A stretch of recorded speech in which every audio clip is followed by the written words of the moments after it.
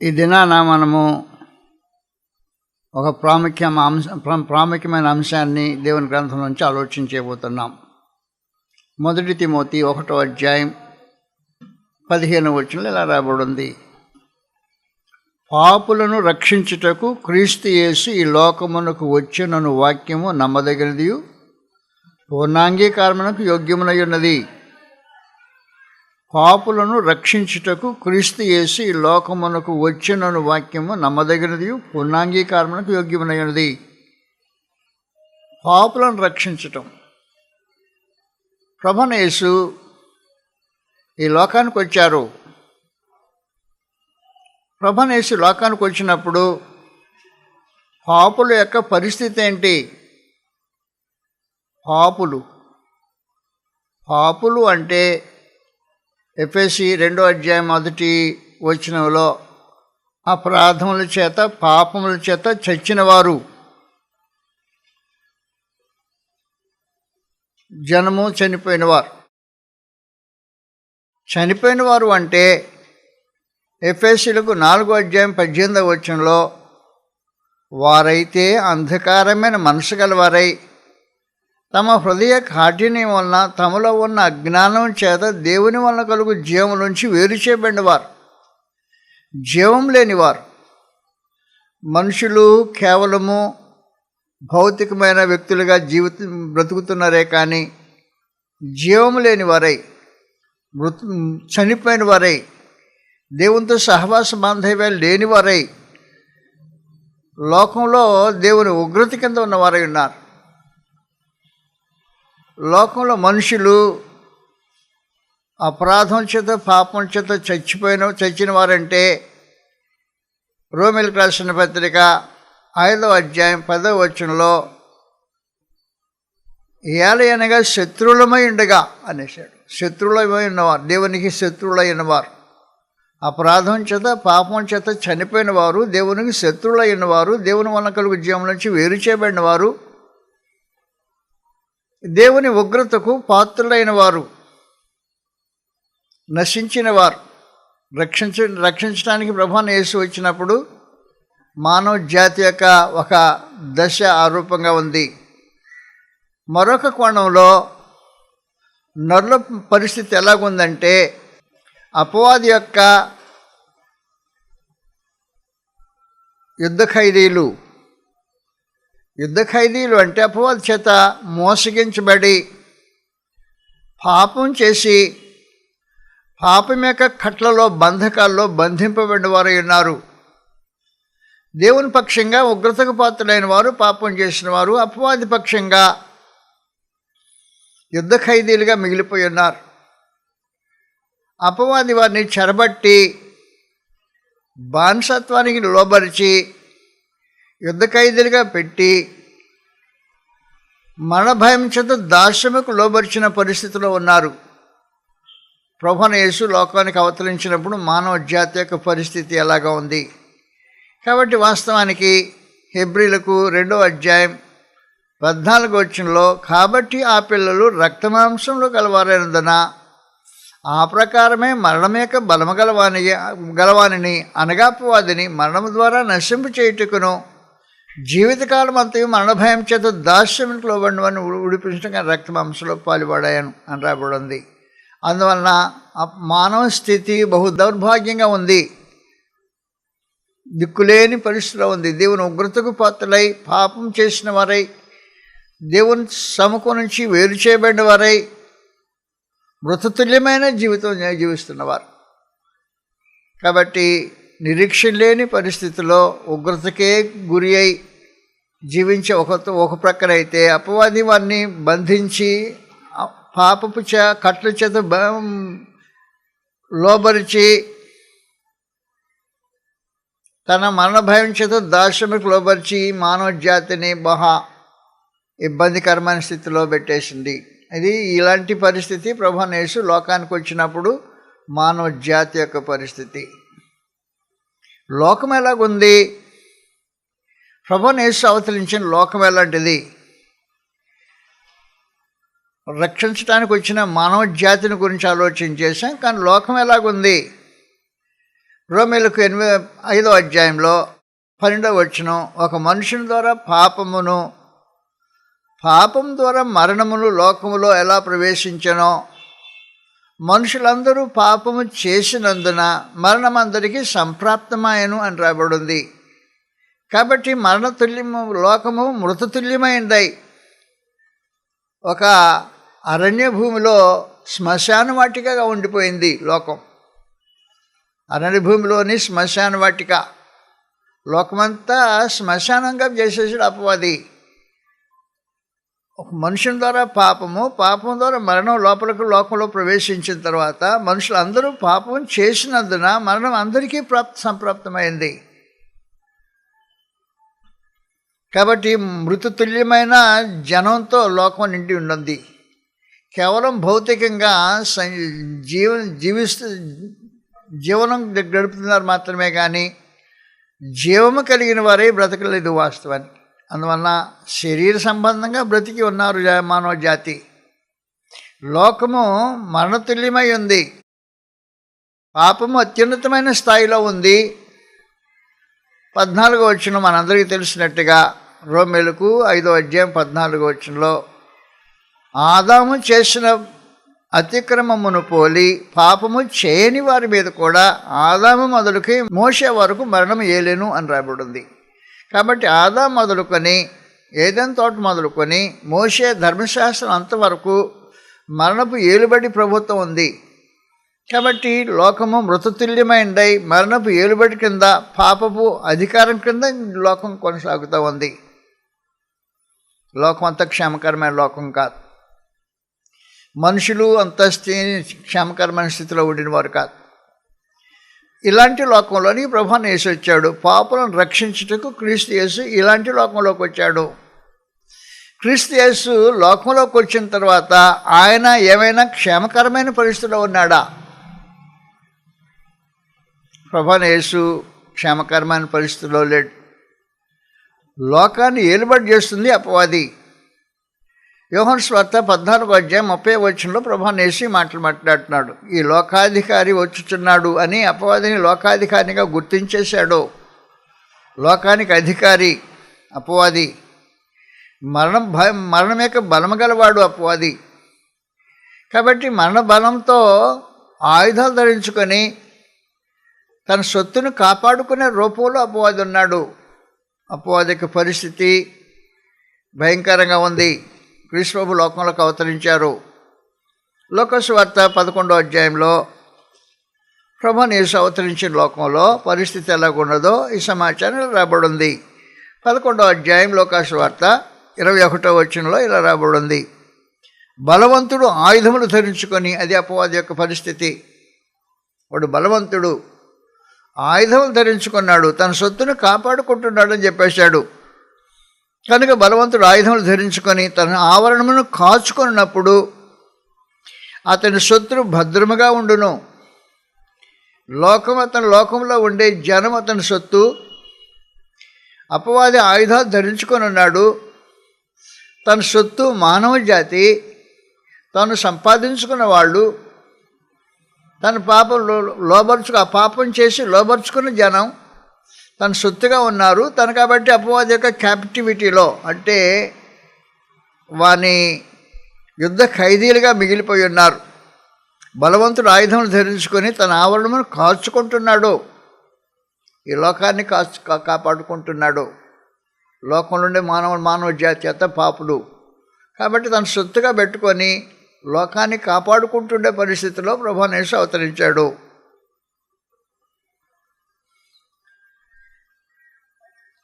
మత్తయి సువార్త 12వ అధ్యాయంలో ఇలా రాబడింది, ప్రభువుని యేసు అవతరించినప్పుడు జరిగిన పరిస్థితి. బలవంతుడు ఒక ప్రక్కన ఆయుధాలు ధరించుకుని సొత్తును కాపాడుకుంటున్నాడు. లోకమంతా తన సొత్తు. ఎవరు విడిపించడానికి, రక్షించడానికి వచ్చిన ఆయన ఇప్పుడు ఎదుర్కొంటున్న పరిస్థితులు ఇవి. 29వ వచనంలో, ఒకడు మొదట బలవంతుని బంధింపని ఎడల ఎలాగూ బలవంతుని ఇంటిలో చొచ్చి అతని సామాగ్రి దోచుకొనగలడు. అట్లు బంధించిన ఏడన అనుసంధ సొత్తును దచ్చుకోగలడు. కాబట్టి బలవంతుడు ఆయుధాలు ధరించుకుని సొత్తును కాపాడుకుంటున్నాడు. మానవ జాతి నశించిన స్థితిలో అపవాది యొక్క బందీ గృహంలో నిల్చున్నారు, సొత్తును కాపాడుకుంటున్నాడు. అతనికంటే బలవంతుడు ఒక ఆయన వచ్చాడు, ప్రభువైన యేసు అవతరించాడు. కాబట్టి అతనికంటే బలవంతుడైన ఒక ఆయన వచ్చి ముందు అతన్ని బంధించితే కానీ సొత్తును దోచుకోవడానికి అవకాశం ఉండదు, పాపులను అపవాది యొక్క బంధకాల నుంచి రక్షించడానికి అవకాశం ఉండదు. అపవాది యొక్క చెరసాల్లో నుంచి మనిషిని విడుదల చేయటానికి మొదట బలవంతుని బంధించాల్సిన అవసరం ఉంది. అపవాది కేవలము బంధించడానికి అంత తేలిగ్గా లోబడేవాడా? అంత లోబడేవాడు కాదు. అందువల్ల ప్రభువైన యేసు అవతరించినప్పుడు బలవంతుడు ప్రభువైన యేసును ఊరకనే చూచి ఉపేక్షించలా. ప్రభువైన యేసును శోధించి లోబర్చుకోవటానికే పూనుకున్నాడు అపవాది. కనుక అపవాది తేలిగ్గా వచ్చిన విడిపించటానికి, లోపల ఉన్న వాడిని విడిపించడాలంటే విడిపించేంత తేలికైన వ్యక్తి కాదు. ముందు నా సంగతి తేల్చుకో, తర్వాత విడిపించేసేయి. రక్షించాలని, పాపం రక్షించాలంటే వాళ్ళు నా స్వాధీనంలో ఉన్నారు. నా స్వాధీనంలో నుంచి విడిపించాలి అంటే ముందు నా సంగతి తేల్చుకోవాలి అనే పరిస్థితి. కాబట్టి అపవాది ఊరికి వదిలిపెట్టాడు కదా. తానేం చేస్తున్నాడంటే ప్రభువైన యేసుని సహితము శోధించి తక్కిన వారిని ఎలాగో వశపరుచుకున్నాడు, లోపరుచుకున్నాడు, అలాగ చేయటానికి ఆయన తాను శోధించడం ప్రారంభించేశాడు. ప్రభువైన యేసు అంత తేలిగ్గా భూమి జీవితం అంత తేలిగ్గా ఉండలా. కఠోరమైన పరిస్థితులు అపవాది కలిగించాడు ప్రభువైన యేసుకు. ఈ కఠోరమైన పరిస్థితులు ఏర్పాటు చేసినప్పుడు ప్రభువైన యేసును శోధించి వశపరుచుకొని మానవ విమోచనకు అవకాశం లేని పరిస్థితులు కల్పించడానికి ఆలోచన చేసిన పరిస్థితులు. అందువలన ఏం జరిగిందంటే ప్రభువైన యేసు మొట్టమొదటిగా శోధింపబడిన సమయంలో అపవాదిని జయించి అపవాది కంటే బలవంతుడని రుజువు చేసుకున్నాడు. శోధనలు జయించిన తర్వాత, అపవాది కంటే బలవంతుడని రుజువు చేసుకున్న తర్వాత అపవాది ప్రభువైన యేసును బాధించటానికి, వశపరుచుకోవటానికి ప్రయత్నం చేస్తున్నాడు. కఠినమైన పరిస్థితులు ఉన్నాయి. యెషయా గ్రంథం 50వ అధ్యాయంలో ప్రభువైన యేసు ఎదుర్కొన్న పరిస్థితులు గ్రంథంలో ఇలా రాబడి ఉన్నాయి. లోకంలోని పాపం రక్షించడానికి వచ్చాడు, కానీ రక్షించడానికి వీల్లేని పరిస్థితుల్లో అపవాది వారిని బంధించి పెట్టాడు. కనుక ఈ అపవాదితో తాను మొదటిగా పోరాడాల్సిన అవసరమైన స్థితి కలిగిన వాడు ఉన్నాడు. అందువలన 50వ అధ్యాయం యెషయా గ్రంథం 5వ వచనంలో ఇలా రాబడి ఉంది, 4వ వచనం నుండి. అలసిన వానిని మాటల చేత ఊరడించు జ్ఞానము నాకు కలుగునట్లు శిష్యునికి తగిన నోరు యెహోవా నాకు దయచేసి ఉన్నాడు. శిష్యులు వినట్లుగా నేను వినుటకై ఆయన ప్రతి ఉదయం నాకు వినుబుద్ధి పుట్టించున్నాడు. ప్రభువుకు యెహోవా నా చెవికి వినుబుద్ధి పుట్టింపగా నేను ఆయన మీద తిరుగుబాటు చేయలేదు, వినకుండా నేను తొలగిపోలేదు. కొట్టువారికి నా వీపును అప్పగించి తిని, వెంట్రుకలు పెరుగు వారికి నా చెంపను అప్పగించి తిని, ఉమ్మివేయి వారికి, అవమానపరచు వారికి నమ్మకమును దాచుకోలేదు. ప్రభువుకు యెహోవా నాకు సహాయం చేయవాడు గనుక నేను సిగ్గుపడలేదు. నేను సిగ్గుపడినని ఎరిగి నా ముఖము చెకుముకి రాతి వల్ల చేసుకుంటుని. అందువలన ప్రభువైన యేసు ఎదుర్కొన్న పరిస్థితులు, ప్రతి ఉదయాన మహాఘోరం అపవాదితో పోరాడే మహా సంగ్రామం ఉంది. ఈ సంగ్రామంలో లోకంలో మహా అనుభవం కలిగి సమస్త మనుషులను పాపాన్ని లోబరిచిన అపవాది ప్రభువైన యేసును పాపానికి లోబరిచే పరిస్థితుల్లో ప్రభువైన యేసు శాంతియుతమైన జీవితాన్ని, నెమ్మదికరమైన పరిస్థితులు ఎదుర్కోవాలా. అపవాది ఇబ్బంది కలిగిస్తూ ఉన్నాడు. ఈ కలిగించే ఇబ్బందిలో తాను నిలబడటానికి గాను ప్రభువైన యేసు దేవుని సముఖంలో నిరంతరము ప్రతి ఉదయాన్ని లేచి ఆయన సముఖంలో కూర్చుని వెళ్ళేవాడట. కాబట్టి ప్రతి ఉదయాన దేవుని సముఖంలో కూర్చున్న ప్రభువైన యేసు అపవాదిని ఎదిరించడానికి ముందు తాను నిలదొక్కోవటానికి ప్రపంచం లోకంలో ఉన్న అపవాది కలిగించిన పరిస్థితులు ఎదిరించడానికి ప్రత్యేకించి దేవుని సముఖంలోకి వెళ్ళేవాడు. కాబట్టి దేవుని సముఖంలో ప్రభువైన యేసు ట్రైనింగ్ ప్రోగ్రాం లాగా ప్రతి ఉదయాన ఆయన సన్నిధిలో కూర్చుండి వినుబుద్ధి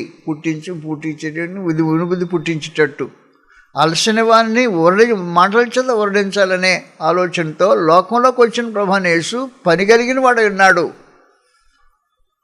అపవాది క్రియలను లయపరచడానికి దేవుని కుమారుడు ప్రత్యక్షమయ్యాడు. 1 యోహాను పత్రిక 3వ అధ్యాయం 8వ వచనంలో అపవాది మొదటి నుండి పాపం చేయుచున్నాడు, పాపం చేయవాడు అపవాది సంబంధి, అపవాది క్రియలను లయపరచుటకే దేవుని కుమారుడు ప్రత్యక్షమయ్యాడు.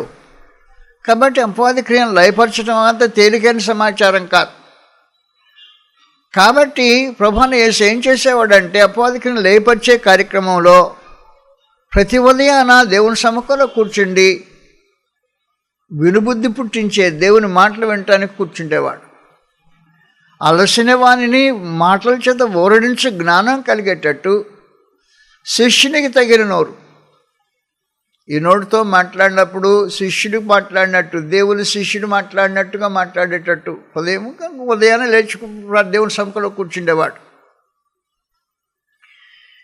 కాబట్టి పరలోకమైన దేవుని సముఖంలో ట్రైనింగ్లో ప్రోగ్రాంలో ప్రభువైన యేసు నేర్చుకున్న ఒక విశేషమైన సమాచారం ఏమంటే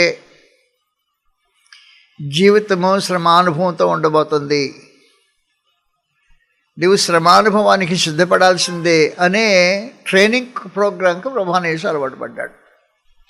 అందువల్ల దేవుడు ఏం చేశాడంటే 5వ వచనంలో ప్రభు యెహోవా నా చెవికి వినుబుద్ధి పుట్టింపగా నేను ఆయన మీద తిరుగుబాటు చేయలేదు, వినకుండా నేను తొలగిపోలేదు, కొట్టువారికి నా వీపును అప్పగించుదని, వెంట్రుకలు పెరుకు వారికి నా చెంపను అప్పగించుదని, ఉమ్మివేయ వారికి నా ముఖమును దాచుకొనలేదు. ప్రభు యెహోవా నాకు సహాయం చేయవాడు కనుక నేను సిగ్గుపడలేదు. కనుక ప్రభువైన యేసు అపవాదితో ఎదిరించే ఆ మహాఘోర సంగ్రామంలో శ్రమానుభవము పొందాలి అనే భావన చేత ఆయన నింపబడ్డాడు. కాబట్టి దేవుని సముఖంలో నేర్చుకున్న ట్రైనింగ్ ఏమంటే అపవాదితో నువ్వు పోరాడాలి. వాడు అనుభవం కలిగిన వాడు, అందరినీ లోబరిచిన వాడు. లోబర్చేటప్పుడు నువ్వేం చేయాలంటే శ్రమానుభవంతో అపవాదులు ఎదిరించాలి, వేరే మార్గం లేదు అనే సమాచారం తేటగా తెలియజేయబడ్డాడు. కొట్టువారికి వీపును అప్పగించితని, ముఖం ఉమ్మివే వారికి ముఖం అప్పగించాను. నువ్వు అవమానం పడాల్సిన అవసరం ఉంది. కాబట్టి దేవుడు చెప్పింది, నువ్వు ఘోరమైన అవమానాన్ని ఎదుర్కోవాల్సిన అవసరం ఉంటుంది, కఠోరమైన బాధ హింస అనుభవించాల్సిన అవసరం ఉంటుందన్న సమాచారం దేవుని సముఖంలో ప్రభువైన యేసు బోధించబడ్డవాడే దానికి సిద్ధపడ్డాడు ప్రత్యేకించి. కానీ పాపరహితమైన జీవితం ఒకటి ఉంది, అది జీవించాల్సిన అవసరం ఉంది. కాబట్టి ఆ పాపరహితమైన జీవితం జీవించడానికి ప్రభువైన యేసు పాపను రక్షించటంలో అంత తేలికైన సునాయాసమైన పరిస్థితులు ఎదుర్కోలేదు. కఠోరమైన హింసాకాండం, ఘోరమైన అవమానాన్ని తట్టుకోవటానికి సిద్ధపడిన విధానంగా కొనసాగించాడు. ప్రభువైన యేసు మహా దుఃఖంతో, వేదనతో, వ్యాకులతతో, ఏడుపుతో, కన్నీళ్లతో జీవితం గడిపాడు. పాపరహితుడిగా జీవించడం అనే సమాచారం కాదు. ఒక చిన్న పాపం చేశాడంటే ప్రభువైన యేసు అన్క్వాలిఫైడ్, పాపం రక్షించలేడు సరిగదా, తానే పాపిగా బంధింపబడే అవకాశం ఉంది. కాబట్టి తానే పాపిగా బంధింపబడితే ఇంకెవరు రక్షిస్తాడు? రక్షించే అవకాశం వలన భూలోకానికి వచ్చిన పరిస్థితుల్లో ప్రభువైన యేసు హెబ్రీలకు 5వ అధ్యాయంలో గ్రంథం ఇలాగూ రాయబడి ఉంది. హెబ్రీలకు 5వ అధ్యాయంలో 7వ వచనం నుండి, శరీరధారి అయిన దినముల్లో మహారోదనతోనూ కన్నీళ్లతోనూ తను మరణము నుండి రక్షించగలవానికి ప్రార్థనలు యాచనలు సమర్పించి భయభక్తులు కలిగిన వాడైనా అంగీకరించబడడం. ఆయన కుమారుడైనడి తాను పొందిన శ్రమల వలన విధేయత నేర్చుకొనును అని రాబడు. అందువలన భూనివాస కాలము ప్రభువును యేసుకు అంత సుఖపరప్రదమైన జీవితకాలం కాదు. పాపం రక్షించడం అనేది శ్రమతో కూడిన కార్యక్రమం, త్యాగంతో కూడిన కార్యక్రమం, తను తానే కాపాడుకోవలసిన బాధ్యతతో కూడిన కార్యక్రమం అయింది. అందువల్ల అపవాది పరిస్థితులు అలా కల్పించాడంటే నీకే గతి లేదు, ఇంకెవరిని రక్షిస్తావు అనే పరిస్థితులు కల్పించేశాడు. పాపరహితుడిగా జీవించకపోతే ఎవరిని రక్షించలేడు కదా. అందువల్ల ఈ దేహంలో మానవ జాతి పాపం చేసిన దేహంలో తాను పాపరహితుడిగా జీవించడం అనే దాని కొరకు ప్రభువును యేసు ఏం చేసేవాడంటే దేవుని సముఖంలో మహారోదంతో కన్నీళ్లతో. కాబట్టి భూనివాస కాలంలో ప్రభువును యేసు అంత సుఖం అనుభవించిన వాడు కాదు, నెమ్మదికరమైన పరిస్థితులు అనుభవించిన వాడు కాదు. ఎటు శోధించి ఎలా పడేస్తాడో, ఏ మాటల్లో పెట్టి ఎలా దొల్లిస్తాడో తెలియని పరిస్థితి. ఏ చిన్న దోషం జరిగినా అయిపోయినట్టే, సంపూర్ణంగా యుద్ధం అంతా సంపూర్ణంగా అయిపోయినట్టే, అపవాది జయించినట్టే, కృష్ణ ఓడిపోయినట్టే. మనుషులను రక్షించగలిగిన స్థితి లేని దౌర్భాగ్య స్థితిలోకి దిగజారిపోయిన పరిస్థితి అవుతుంది. అందువలన ప్రభువును యేసు ఏం చేసేవాడంటే బహు జాగ్రత్తగా మహారోదంతో అన్నాడు. ఆయన దినచర్య మహారోదంతో కన్నీళ్లతో గడిచింది. మనుషులు అనుకున్నట్టు ప్రభువును యేసు వెళ్ళి సూచక్రియలు చేసిన గొప్ప అనే భావన కాదు వాస్తవానికి. ఆయన జీవిత దినచర్య అనుభవం మహారోదంతో కన్నీళ్లతో. మనకు రోదన మహారోదన తెలియదు, మనం ఏడ్చిన వాడడం కూడా కాకపోవచ్చు. ఏడ్పు మహారోదన కాదు. మహారోదన అంటే ప్రభువును యేసుకు మాత్రమే తెలుసు. మనం దాన్ని అర్థం చేసుకోవాలంటే ఒక చిన్న ఉదాహరణ చెప్తాను నేను ఈ సమయంలో. భార్యాభర్తలు యవనస్తులు ఓ చిన్న బిడ్డను కనుక్కున్నారు. ఆ చిన్న బిడ్డతో ఇంటి బయటకు వచ్చేసి అల్లారు ముద్దుగా ఆడిద్దరు ముద్దుగా బిడ్డతో అచ్చట తీర్చుకుంటూ ఉన్నారు. ఈ సందర్భంలో ఒక నెట్టుడు బండి రోడ్డు మీద వెళ్తూ ఉంది. ఈ రోడ్డు మీద వెళ్తే నెట్టుడు బండి మీద ఈ భార్యకు కావలసిన వస్తువు ఏదో ఉందంట, అది అతి కొంటమన్నదంట. కాబట్టి ఆ నెట్టుడు బండి వెళ్తూ ఉంది.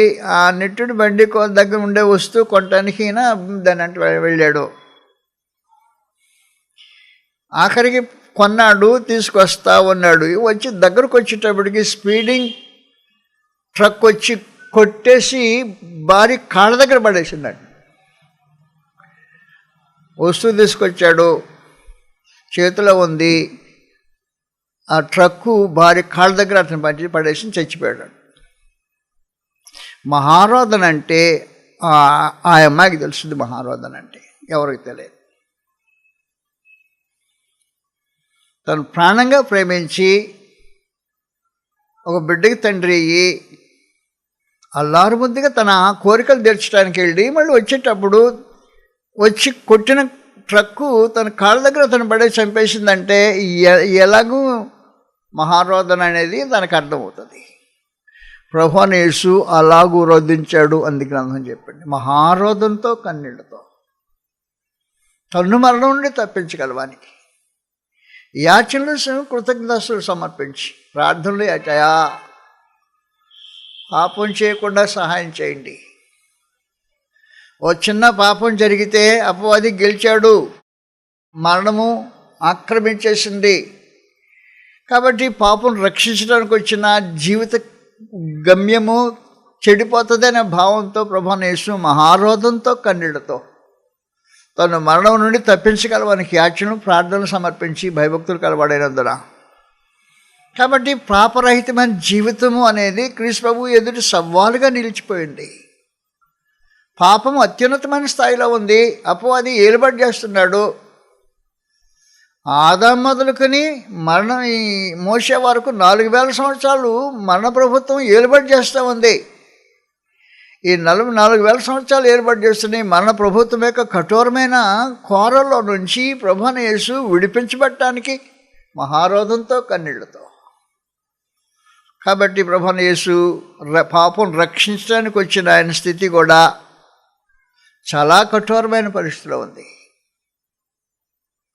అపవాది లోకాన్ని ఏలుతున్నాడు. పాపం చేయించి మనుషులందరి చేత బంధకాల్లో పెట్టేసి కఠోరమైన పరిస్థితిలో పెట్టేశాడు. పాపం చేసిన దేవుని ఉగ్రత. ఇది పరిస్థితి. పాపం రక్షించుటకు క్రీస్తు యేసు ఈ లోకమునకు వచ్చాను అనే ఈ వాక్యము నమ్మదగింది. కాబట్టి ప్రభువైన యేసు లోకానికి వచ్చినప్పుడు పాపం రక్షించడానికి, పాపుల యొక్క స్థితి మొదటిది మళ్ళీ ఒకసారి చెప్తున్నా, దేవుని ఉగ్రత కింద. పాపం చేసిన వారు దేవుని ఉగ్రత కింద నిలబడి ఉన్నారు. జీవము పోయిన వారై కేవలం శవాల్లాగా మాత్రమే, ఆత్మ సంబంధం శవాల్లాగా లోకం అంతా. ఎవరిలో జీవం లేదు, ప్రాణం మాత్రమే ఉంది. జీవం లేని పరిస్థితుల్లో లోక జనులు దేవుని ఉగ్రతలో, జీవం లేని పరిస్థితిలో, పాపపు బంధకాల్లో, అపవాది యొక్క చెరసాల్లో ఉన్న మనుషులను రక్షించడానికి ప్రభువైన యేసు. లోకము పరిస్థితి అపవాది ఏలుబడిలో మరణమేక ప్రభుత్వం కింద మరణ ప్రభుత్వం జరుగుతూ ఉంది. 4,000 సంవత్సరాలుగా మరణం ఏలుబడి చేస్తుండే పరిస్థితిలో ఆదాము మొదలుకొని మోషే వరకు మరణం ఏలుబడిన కార్యక్రమంలో కేవలము శ్మశాన వాటిగా మిగిలిపోయిన లోకం, పాపపు బానిసలు ఓ ప్రక్కన, క్రీస్తు ప్రభు లోకంలోకి అవతరించిన క్రీస్తు ప్రభు యొక్క పరిస్థితి క్షేమకరంగా ఉండలేదు. తాను పాపరహితుడిగా జీవించటం అనే ఒక జీవన శైలిలో మహారోధంతో కన్నీటితో కార్యక్రమాలు కొనసాగించే పరిస్థితి. చివరకు పరలోకమందున దేవుడు ఈ పాపుల విమోచన కార్యక్రమాన్ని క్రీస్తు ప్రభు భుజాల మీద పెట్టేశాడు. అపవాదిని జయించడం అనే కార్యక్రమం జరిగించదనే పాపం రక్షించేదానికి అవకాశం ఉంటుంది. కనుక అపవాదిని ఎదిరించడానికి మరణం ద్వారా నశింప చేయటం అనే ఒక ఏర్పాటు జరిగింది. కనుక అపవాదిని ఎదిరించటం అనేది మరణంలో జరిగే కార్యక్రమం. శిలువ మరణం ప్రభువైన యేసు అనుభవించడానికి సంకల్పించబడ్డాడు. కాబట్టి శిలువ మరణంలో అపవాదిని ప్రభువైన యేసు ఢీకొనే ఒక విశేషమైన కార్యక్రమం. ఛాంపియన్ అపవాది. లోకంలో ఎవడు పాపం చేయని వాడు ఎవడు లేడు. అన్ని ప్రతివాడు తనకు లోబడిన బాన్సే, ఒక్కడే దొరకలా ప్రభువైన యేసు. కాబట్టి పాపము చేయని ఒక ఆయన దొరకకపోతే చివరికి వారిద్దరూ కల్వరి శిలువలో యుద్ధానికి తలబడాల్సిన అవసరం ఏర్పడింది. కల్వరి శిలువలో అపవాది చివరి బౌట్ తన ప్రయాసంతా ఉపయోగించి లోబర్చుకోవాలి ప్రభువైన యేసును అనే కంకణంతో ఉండిపోయాడు. ప్రభువైన యేసును ఏ విధం చేతనే లోబర్చుకోవాలి, ఎలా లోబర్చుకుంటాం? లోబర్చటానికి హింస పెడతాను, లోబర్చేస్తాను. హింసకు లోబడ్డా అవమానం చేస్తాను, లోబర్చేస్తాను. కఠోరంగా ఘోరంగా హింసించేస్తాను, మొత్తానికి లొంగ తీసుకుంటాను అపవాది కూర్చున్నాడు. కాబట్టి అపవాది ఒకవేళ ప్రభువైన యేసు కల్వరి శిలువలో ఎక్కడైనా ఎప్పుడైనా ఒక చిన్న పాపం చేశాడు అంటే పాపం వల్ల మరణం వచ్చేస్తుంది, మరణ బందీగా చేయబడుతుంటాడు. కాబట్టి పాపను విమోచించే అవకాశం లేని పరిస్థితి ఏర్పడుతుంటుంది. పాపను రక్షించడానికి క్రీస్తు యేసు ఈ లోకమునకు వచ్చిన వాక్యం నమ్మదగినది, పూర్ణాంగీకారం అయింది. ఎలా రక్షిస్తాడు? తాను మరణము నుండి శరీరధారి అయిన దినముల్లో మహారోధంతో కన్నీళ్లతో తను మరణం నుండి తప్పించగలవానికి యాచను ప్రార్థన సమర్పించి భయభక్తులు కలిగిన ఉన్నాయి. ఈ కార్యక్రమం రెండు కలిసి ప్రభువైన యేసు అపవాది కలిసి ఛాంపియన్తో ఛాలెంజర్ దిగాడు గోదావరిలోకి. ఛాలెంజర్ ప్రభువైన యేసు ఛాలెంజ్ చేస్తున్నాడు అపవాదిని. పాపరహితుడిగా జీవించి ఇద్దరు కలిసి ఆ కల్వరి బౌట్లో పెనుగులాటం ప్రారంభమయ్యాయి. ఈ పెనుగులాటలో ఏ విధం చేతనైనా ఆయన లోబర్చాలనే అపవాది యొక్క చర్య. అందుకనే కల్వరి శిలువ శ్రమానుభవానికి అవమానానికి సూచనగా ఉన్నది. ఎలాగూ హింస పెడితే లోబడతాడో అనే సమాచారం కల్వరి శిలువ కనపడే ఒక విశేషమైన కార్యక్రమం. ఎలాగ అవమానం చేస్తే లొగ్గుతాడో దాన్ని కూడా ఉపయోగించాడు. అందువల్ల పరలోకమంది దేవుడు ముందుగా చెప్పేశాడు, నీ వీపును దున్నుతారు అని చెప్పేశాడు. వీపును దున్నేవారికి అప్పగించాను అనేసాడు. మామూలు సమాచారం కాదు. అందువల్ల వాస్తవానికి సమాచారం ఏమంటే ఆయన పాపరహితుడై పాపమునకు శిక్ష అనుభవించబోయే ఒక విశేషమైన కార్యక్రమం ప్రభువైన యేసు కల్వరి శిలువలో. దానికి ముందుగా అపవాది యోధా మత నాయకుల్ని రెచ్చగొట్టి సాతాన్ సంబంధులు మహాఘట్ సర్పం యొక్క పిల్లలు సర్ప సంతానం. అపవాది మహాఘట్ సర్పము, పిల్లలు సర్ప సంతానం. సర్ప సంతానమైన యూదులు ప్రభువైన యేసుని వెంబడించేశారు. సర్పాల వలన ఈ గొర్రె పిల్లను ఏం చేయటానికి కుదరలా. అందువలన రోమీల సహకారం తీసుకొని ప్రభువైన యేసును కఠోరంగా హింస పెట్టే కల్వరి శిలువ యొక్క యాగమును ఆలోచించేశారు. ఆయన పాపరహితుడు అనే సంగతి రుజువు చేయబడింది. రాత్రిపూట అన్న కైప అనేవారు ఆయనకి తీర్పు తీర్చడానికి ఆలోచన చేసి న్యాయ సింహాసనం మీద కూర్చుండి ప్రభువైన యేసుని నిలబెట్టేశారు నేరస్తుడిగా నిలబెడితే ఆయన ఏ నేరము చేసినట్టుగా రుజువు కాల. అన్న ఎదుట తీర్పు జరిగింది, ఏ నేరం రుజువు కాల. కాయప ఎదుట నిలబెట్టాడు, ఏ రుజువు నేరం కాల. కాబట్టి రోమా అధిపతి అయిన పిలాతు దగ్గరికి నిలబెట్టేశారు నేరం రుజువు చేయటానికి. ప్రభువైన యేసు నేరస్తులను రుజువు చేయటానికి పిలాతు విచారించితే ఏ నేరం కనిపించలా. నిర్దోషి, పవిత్రుడు, నిర్దోషి, నిష్కల్మషుడు, పాపుల్లో చేరకుండా ప్రత్యేకంగా ఉన్నాడు అని అపవాదికి సవాలు విసిరేశాడు. దాంతో ఆ తర్వాత హేరోదు దగ్గరికి పంపించారు. హేరోదు అవమానం చేసి లోపరుచుకోవడానికే, కానీ హేరోదు దగ్గర కూడా ఏ నేరం దొరకలా. కాబట్టి నేరం ఏదో స్థాపించడానికి ఉద్దేశించబడ్డవాడై తిరిగి పిలాతు దగ్గర పంపించాడు.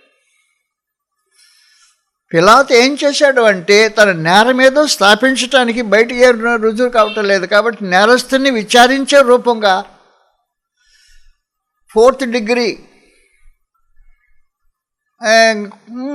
తో 4th డిగ్రీలో పోలీసు యాక్షన్ ఎలాగ ఉంటుందో అది రోమా సైనికుల యాక్షన్ అంతకంటే భయంకరంగా ఉంటుంది. నేరం స్థాపించడానికి ఉద్దేశించిన వారై ఈ నేరం మీద తెలుసుకోవడానికి పిలాతు మహాక్రూరమైన మనిషి 4th డిగ్రీ శిక్షకి అప్పగించేసాడు నేరం చూడడానికి. అందువలన ప్రభువైన యేసును స్తంభాన్ని కట్టేసి, చేతులు కట్టేసి, వీపును బట్ట పైన తీసేసి కొరడాలతో దేహాన్ని చీల్చే పరిస్థితి.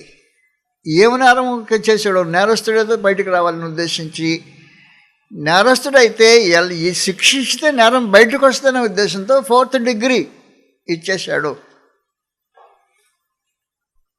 భయంకరంగా చిత్రహింస చేసిన తర్వాత నేరస్తుడైతే నిజంగా బయటపడేది, ఏ నేరం బయటపడలా. కాబట్టి పిలాతు బయటికి తీసుకొచ్చేసాడు. ఈయన ఏ నేరం కనిపించట్లేదు నాకు అన్నాడు. 4th డిగ్రీ ఇచ్చేసాను కానీ నేరం దొరకలా. నిర్దోషి అనే సమాచారం ప్రభువైన యేసు రుజువు చేసుకున్న తర్వాత అపవాదిని ఓడించిన పరిస్థితిలో ఇద్దరు కలిసి కల్వరి శిలువలో అపవాదిని ఓడించిన ప్రభునేసు చేత ఏమి నేరం చేయించలేని దుస్థితిలో నిలిచిపోయాడు. ఏమి శిక్షించినా, శ్రమింపజేసినా, విమర్శించినా, అవమానం చేసినా పాపం చేయని ఒక ఉద్దేశం. పాపం లేని జీవితం జీవించిన ప్రభునేసు పాపం చేయించలేని అపవాది ఇద్దరు కలిసి కల్వరి శిలువలో యాగం అయిపోయిన తర్వాత అపవాది ఓడించబడ్డాడు. ఆయన మరణం ఆయన ఉంచడం అసాధ్యమైపోయింది. మరణం బంధించలేని పరిస్థితి. వాస్తవమైన సమాచారం ఇది జాగ్రత్త గుర్తుపెట్టుకోండి. ఒక వేటగాడు వేటాడటానికి తుపాకీ తీసుకొని ఒక ట్రక్ తీసుకొని బయలుదేరాడు. అతనికి ఒక అసిస్టెంట్ ఏం చేస్తాడు, వేటగాడు వేటాడితే పడిన జంతువులని ట్రక్కులు వేసుకొస్తాడు. అది ఇద్దరు కలిసి కాంట్రాక్ట్. కానీ ఇప్పుడు వేటగాడు అపవాది వేటాడుతున్నది ప్రభునేసుని. పాపం చేయించడం అనే వేటాడటం మొదలెట్టేశాడు. కానీ ఎక్కడ దొరకలా. కాబట్టి వేటాడేవాడు వేటాడటంలో ఓడిపోయాడు. అప్పుడు అటు అసిస్టెంట్ ఏం చేయాలి అది మరణం. అపవాదికి అసిస్టెంట్ మరణం. తీసుకురా అంటే తీసుకురావడానికి కుదరలేదు. కాబట్టి అపవాది తీసుకురా అయినా అంటాడు. మరణం అక్కడ పోయి నిలబడాడు. కల్వరి శిలువలో ప్రభునేసు దగ్గర మరణం నిలబడి, అయ్యా వద్దంటేనే వాటితో తంట, వస్తే నీతో తంట, నువ్వు జీవాధిపతి, నేనేం చంపడానికి అవకాశం లేదు, నువ్వు పాపం చేస్తే వాడి పాపం చేయించితే నేను తీసుకోగలను. ఇది పరిస్థితి. మా వాడు డ్యూటీ ప్రాబ్లంలో వచ్చాను నన్ను ఏమనుకోవద్దు అనేసాడు. ఇది ఎలాగుందంటే అహాబు కుమారుడు యెహోరాము ఆ ఏలియాను పట్టుకుంటూ తీసుకురమ్మని తీసుకొచ్చిన సండంగా ఉంది. 2 రాజులు 1వ అధ్యాయంలో తీసుకురా 50 మందితో కూడా అధికారిని పంపించేశాడు. అరే ఏలియాని పట్టుకురండి, అరెస్ట్ వంటి వారితో పంపించేశాడు. ఏలియా దగ్గరికి వెళ్ళిపోయిన తర్వాత దైవజనుడా అరెస్ట్ రా దిగరా అంటేను, నేను దైవజనుని అయితే నీవు 50 మంది సత్య ఆకాశం అగ్ని దిగొచ్చి కాల్చివేయబడ్డారు. రాజుగారు ఎంతసేపు మనుషులను పంపించినా అరెస్ట్ వారెంట్ చూస్తూ ఏలియాని తీసుకురాలా. 2వ బ్యాచ్ని పంపించాడు. 2వ వాడు కూడా అలాగే ప్రతాపం చూపించాడు. ఏలియా దైవజనుడా కిందకి దిగరా, అరెస్ట్ వారెంటే నేను ఆకాశం అగ్ని దిగొచ్చి దహించేసేసాడు. అలాగున 2వ వాడు అయిపోయిన తర్వాత 3వ బ్యాచ్ని పంపినప్పుడు 3వ వాడికి 2 కొవ్వులు కనపడుతున్నాయి, కాలిపోయినాయి శవాలు. అప్పుడు దైవజనుడా వెళ్ళకపోతే మరి రాజుతో తంట, వస్తే నీతో తంట, మమ్మల్ని ఎలాగా నన్ను ఖండించమంటే అప్పుడు ఏలియా దిగి వచ్చినట్టు. అపవాది బందీ సాతాను యొక్క ఏజెంటు మరణం. ప్రభునేసుని కల్వరి శిలువలోంచి తీసుకురా అంటే వచ్చేదానికి అవకాశం లేదు. ప్రాణం ఆయన పెడితే తప్ప లేదు. తనంతా తన ప్రాణం పెట్టే పరిస్థితి అయింది. ఎవడు తీయలేడు ప్రాణాన్ని. కాబట్టి మరణం కూడా పాపంచరహితుడైన ప్రభునేసును మరణం ఏం చేయలేని పరిస్థితిలో నిస్సహాయ స్థితిలో ఉన్నప్పుడు ప్రభునేసు తను స్వయంగా వెంటకి వెళ్ళిపోయిన తర్వాత మనం ప్రభునేసును బంధించడానికి తగినంత శరసాలు ఏమి లేదు. మరణం ఆయన బంధించుట అసాధ్యము కనుక దేవుడు మరణ వేదం తొలగించి ఆయన మృతుల నుంచి లేపాను అని చెప్పేసి.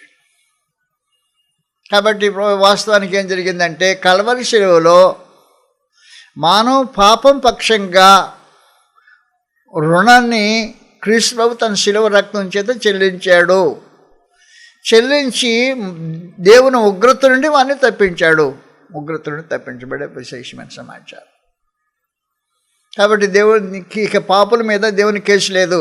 క్రీస్తు ప్రభు సిద్ధాన్ని అనుభవించాడు కాబట్టి కేసు లేదు.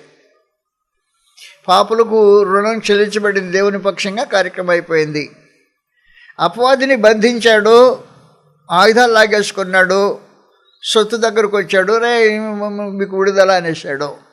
కాబట్టి అపవాది యొక్క కట్లలో నుంచి ప్రభునేసు మనుషులను విడిపించాడు. రక్షించడానికి వచ్చిన ఆయన సాతాను యొక్క కట్లలోంచి విడిపించాడు. రక్షించడానికి వచ్చిన ఆయన క్రీస్తు ప్రభు శిలువ రక్తం వల్ల ఉగ్రతను, దేవుని ఉగ్రతను తప్పించాడు. రక్షించడానికి వచ్చిన పాపం రక్షించడానికి క్రీస్తు యేసు ఈ లోకమునకు వచ్చిన వాక్యము నమ్మదగినదియు పూర్ణాంగీకారము యోగ్యమునై ఉన్నది అనే ఒక విశేషమైన సమాచారం. చాలా చిన్న సమాచారం కాదది. ప్రభువును యేసు ఏం చేశాడంటే, మరోసారి చెప్తున్నా, అపరాధం చేత పాపం చేత చచ్చిపోయి దేవుని శత్రువులై దేవుని వల్ల కలుగు జీవం నుంచి వేరు చేయబడిన నరులను క్రీస్తు ప్రభు శిలువ రక్తం చేత వారి పాప రుణాన్ని చెల్లించాడు. కాబట్టి దేవునికి మానవ పాపుల మీద విరోధం ఉండే అవకాశం లేని పరిస్థితులు కల్పించేశాడు. ఆయన రక్తం వలన మనుషులను నీతిమంతులుగా తీర్చే కార్యక్రమం, ఉగ్రతను తప్పించే కార్యక్రమం జరిగించాడు ప్రభునేష్. 2, అపవాది యొక్క చెరసాలలో బందీగృహంలో ఉన్నవారిని, పాపపు జీవితపు అలవాట్లకు అలవాటు పడిన వారిని, బంధకాలతో ఎన్నబడిన వారిని బంధకం నుంచి విడిపించాడు. పాపము నుండి, బంధకం నుండి విడిపించాడు. పాప జీవితం జీవించకుండా ఉండే పరిస్థితులు కల్పించాడు ప్రభునేష్. పాపం రక్షించటకు క్రీస్తు యేసు ఈ లోకమునకు వచ్చాడు. అనువాక్యము నమ్మదగింది. అందువలన రక్షించబడిన పాపి దేవునితో సమాధాన పరిస్థితి స్థితిని కలిగిన వాడు ఉంటాడు. రోమీయులకు 5వ అధ్యాయంలో దేవునితో సమాధాన స్థితి రక్షించబడిన పాపి యొక్క జీవిత అనుభవం. అందువలన రక్షించబడ్డావా, రక్షించబడిన వాడి యొక్క జీవితం అనుభవం ఎలాగుంటుందంటే, పాపం రక్షించడానికి వచ్చిన క్రీస్తు యేసు చేసిన ఉపకారం ఇది. ప్రత్యేకించి 5వ అధ్యాయంలో 10వ వచనం ఇలా రాబడి ఉంది. పాపం రక్షించుటకు క్రీస్తు యేసు ఈ లోకమునకు వచ్చిన వాక్యం నమ్మదగినది. 10వ వచనంలో, ఏలయనగా శత్రువులమై ఉండగా ఆయన కుమారుని యొక్క మరణము ద్వారా దేవునితో సమాధానపరచబడిన ఏళ్ళ, అది సమాచారం. సమాధానపరచబడిన వారమై ఆయన జీవించుట చేత మరి నిశ్చయముగా రక్షించబడదుము. ఎలా రక్షించబడతాము? దేవునితో సమాధానపరచబడి, శత్రువులు సమాధానపరచబడితే, దేవునితో మానవులకు ఉండే శత్రుత్వం తొలగిపోతే దేవుని ఉగ్రత నుండి తప్పించబడుతుంటాడు, రక్షించబడతాడు. రక్షణ, అనేక మందికి రక్షణ అనే మాటకు అర్థం తెలియకపోవచ్చు. కాబట్టి ప్రభువును యేసు ఏం చేయటానికి వచ్చాడంటే, ఉగ్రత నుండి మనుషులను తప్పించడానికి వచ్చాడు. పాపపు శిక్ష నుండి విడిపించడానికి వచ్చాడు. కల్వరి శిలువలో ఆయన పాప శిక్ష అనుభవించి మనుషులకు పాప శిక్ష తొలగించడానికి ప్రభువును యేసు కార్యక్రమం చేశాడు. ఆయన శిలువ రక్తం వలన సమాధానపరచబడి దేవునితో శత్రుత్వం తొలగించి, దేవునితో శత్రువు ఉగ్రతకు పాత్రుడు. క్రీస్తు ప్రభు ఉగ్రత అనుభవించి శత్రువులను మిత్రులుగా చేసే ఒక విశేషమైన కార్యక్రమం. ఉగ్రతను తప్పించిన వాడు, రక్షించిన వాడు ప్రభువును యేసు. నువ్వు పాపపు శిక్ష నుండి ప్రభువును యేసు తానే స్వయంగా అనుభవించి శత్రువులను మిత్రులుగా చేశాడు క్రీస్తు శిలువ రక్తం వలన. క్రీస్తు శిలువ రక్తం ఏం చేసిందంటే, పాపులను నీతిమంతులుగా తీర్చింది. నీతిమంతులుగా తీర్చబడిన వాడు దేవునికి శత్రువుడు కాడు. పాపి శత్రువు, నీతిమంతులుగా తీర్చబడినవాడు శత్రువు కాడు కాబట్టి రక్షించబడినవాడు ఉంటాడు. రక్షణ మొదటి కార్యక్రమం. నిజంగా రక్షించబడిన వాడు అపవాది యొక్క బానిసత్వంలోని బంధకాల్లో ఉన్నవాడు, నశించినవాడు. బంధకాల్లో ఉన్నవాడు పాపపు స్వభావం కలిగినవాడు, పాపపు చేష్టలు చేసేవాడు, పాప జీవితం జీవించేవాడు, నశించినవాడు. కాబట్టి క్రీస్తు ప్రభు ఏం చేశాడంటే, ఆ పాపపు బంధకాల్లో నుంచి విడిపించి, పాప జీవితపు అనుభవంలో నుంచి విడిపించాడు, రక్షించాడు. పాప జీవితం అనుభవం నుంచి విడిపించబడితే రక్షించబడిన వాడై ఉంటాడు. రక్షణ పాప జీవితం అనుభవంలో ఉన్నవాడు రక్షించబడినవాడు కాడు. పాప జీవితం అనుభవంలో ఉన్నవాడు రక్షించబడినవాడు కాదు, నశించినవాడు, దేవుని ఉగ్రత కింద ఉన్నవాడు, అపవాది యొక్క బానిసత్వంలో ఉన్నవాడు.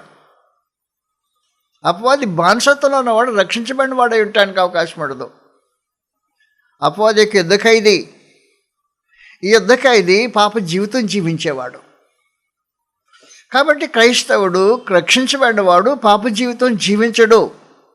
పాప జీవితం జీవించకుండా ఉండటానికి రక్షించబడ్డాడు.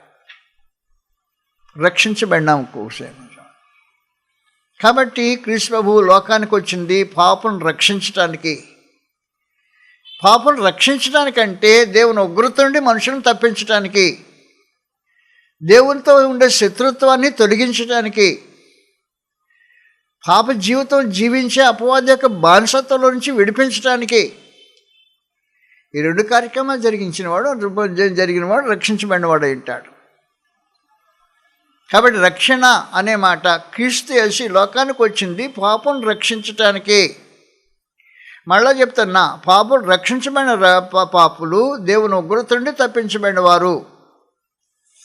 పాపం వల్ల అపరాధం వల్ల పాపను చచ్చిన వారు, నశించిన వారు, క్రీస్తు ప్రభు చేత సమాధానపరచబడిన వారు, బ్రతికించబడిన వారు, రక్షించబడిన వారు, దేవునితో సమాధానపరచబడిన వారు, రక్షించబడిన వారు అంటారు. రెండు, రక్షించబడ్డాడు అంటే ఆయన అనుభవంలో పాప జీవితాన్ని నుండి విడిపించబడిన వాడై, పాపపు కట్ల నుంచి బంధకాల నుంచి విడిపించబడిన వాడై, పాపం అతని మీద పెత్తనం చేయదు. పాపపు కట్ల నుంచి విడిపించబడినవాడు, రక్షించబడినవాడు. మూడో విశేషమైన సంగతి, రక్షించబడటానికి మానవ జాతి జీవిత అనుభవంలో రెండు ప్రత్యేకమైన సంగతులు ఉంటాయి. రక్షించబడిన వాడి జీవిత అనుభవంలో ఉండే రెండు ప్రత్యేకమైన సంగతులు నేను మళ్ళా గ్రంథం మాట్లాడుతున్నాను. మొదటి సమాచారం, మనస్సాక్షి యొక్క దోషారోపణ నుండి విడిపించబడినవాడు, రక్షించబడినవాడు. మనస్సాక్షి యొక్క దోషారోపణ. పాపము మలినం కలిగిస్తుంటుంది మనస్సాక్షిలో. ఈ పాపపు ఒక మలినము విడిపించబడినవాడు మనస్సాక్షి దోషారోపణ నుంచి విడిపించబడినవాడు అంటాడు. ఈ మనస్సాక్షి యొక్క దోషారోపణ క్రీస్తు ప్రభు శిలువ రక్తం మాత్రమే విడిపిస్తుంది, ఇంకేది విడిపించడానికి అవకాశం ఉండదు. లేకపోతే చిన్న కొద్దిగా ఎక్కడో మలినం అడ్డుకున్నట్టుగా తోస్తూ ఉంటుంది. ఈ మలినం తోస్తూ ఉన్నదంటే రక్షించబడిన జీవిత అనుభవం కాదు. కాబట్టి రక్షించబడిన వాడు మనస్సాక్షి యొక్క దోషారోపణ నుండి విడిపించబడిన వాడు ఉంటాడు.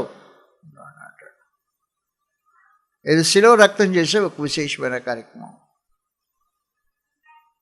హెబ్రీయులకు రాసిన పత్రిక 10వ అధ్యాయంలో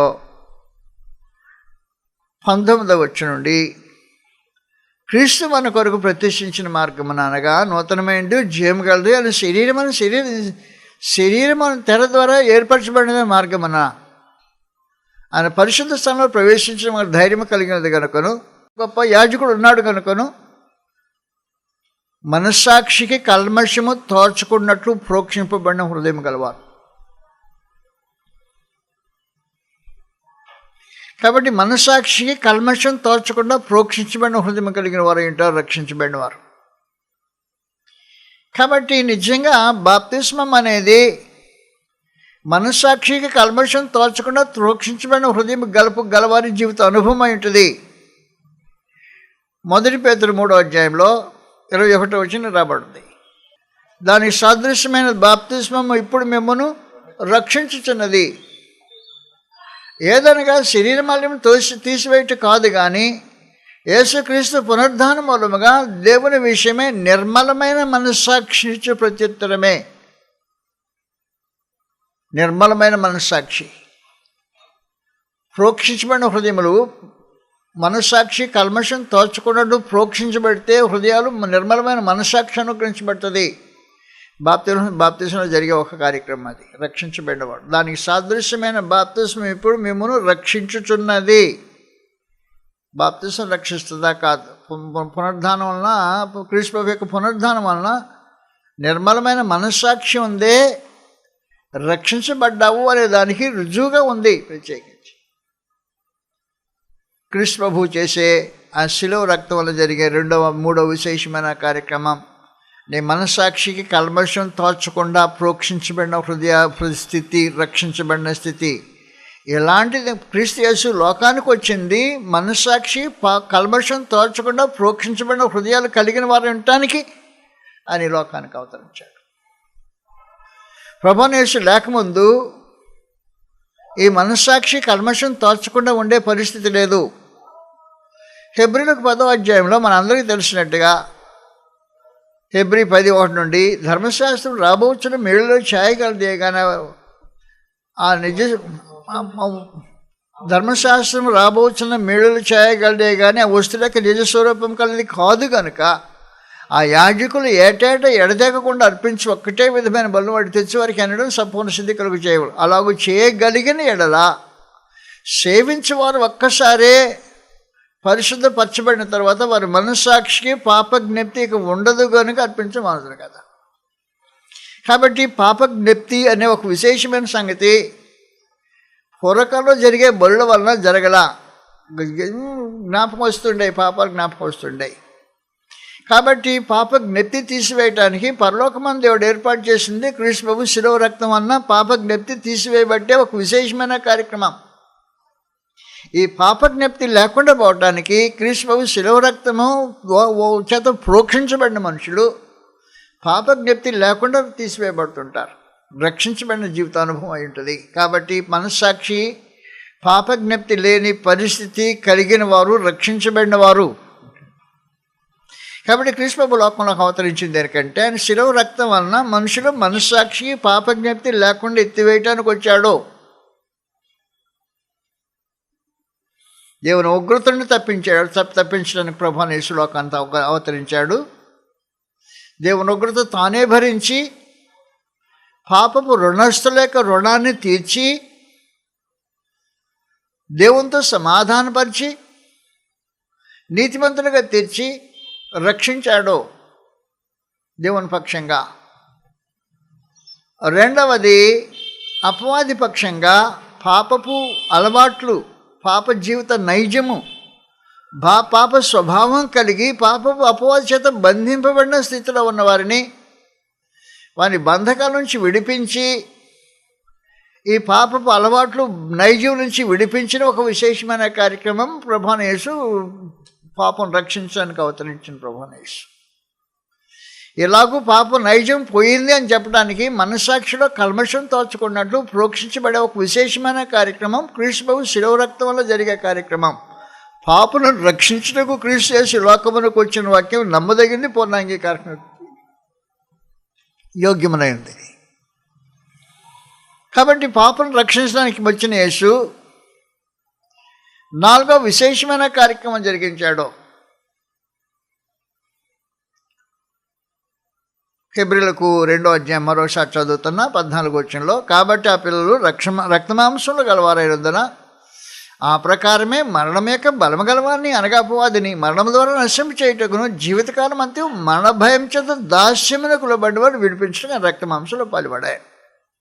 కాబట్టి మరణ భయము అనే దాస్యం నుంచి విడిపించటము, రక్షించటంలో ఒక విశేషమైన కార్యక్రమం.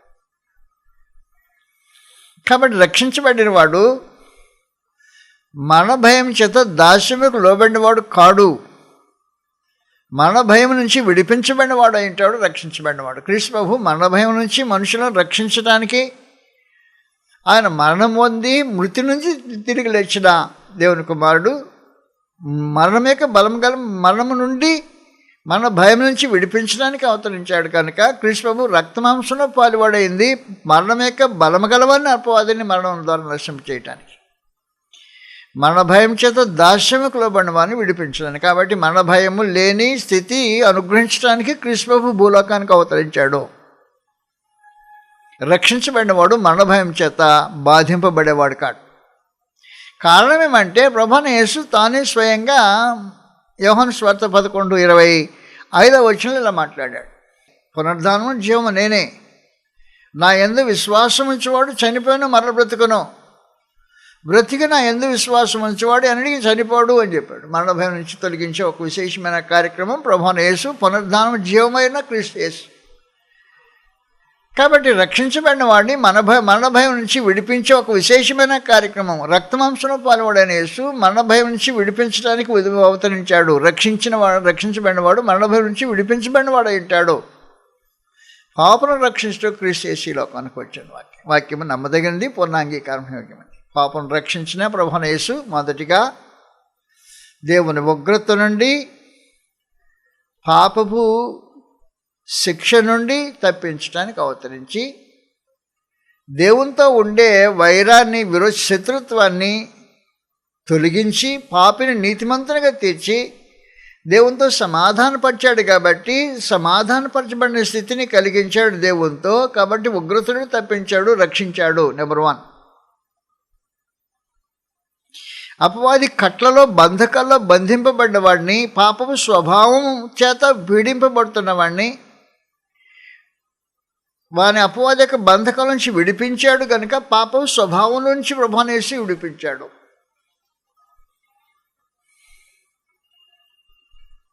పాపపు స్వభావం నుంచి రక్షించాడు, అపవాది యొక్క బంధకాల నుంచి విడిపించాడు. రెండోది ప్రభువైన యేసు విడిపించాడని తెలుసుకోవడానికి నీ జీవిత అనుభవంలో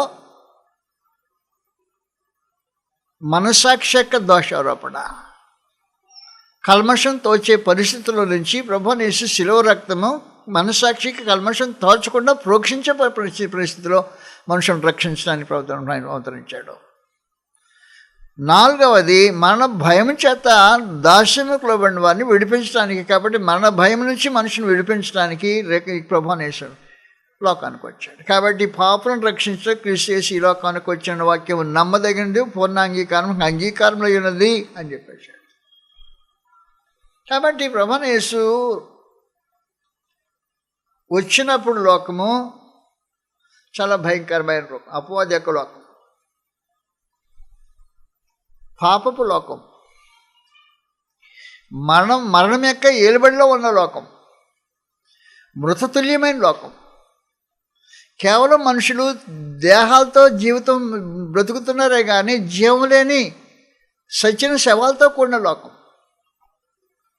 ప్రభువైన యేసు అవతరించి ఆ క్రీస్తు యేసు మరణమును నిరర్ధకం చేసి జీవమును, అక్షయతను, సువార్తమును వెలుగులో తీసుకొచ్చిన కారణాన మళ్ళా జీవించే మనుషుల చేత లోకాన్ని నింపడం ప్రారంభించాడు.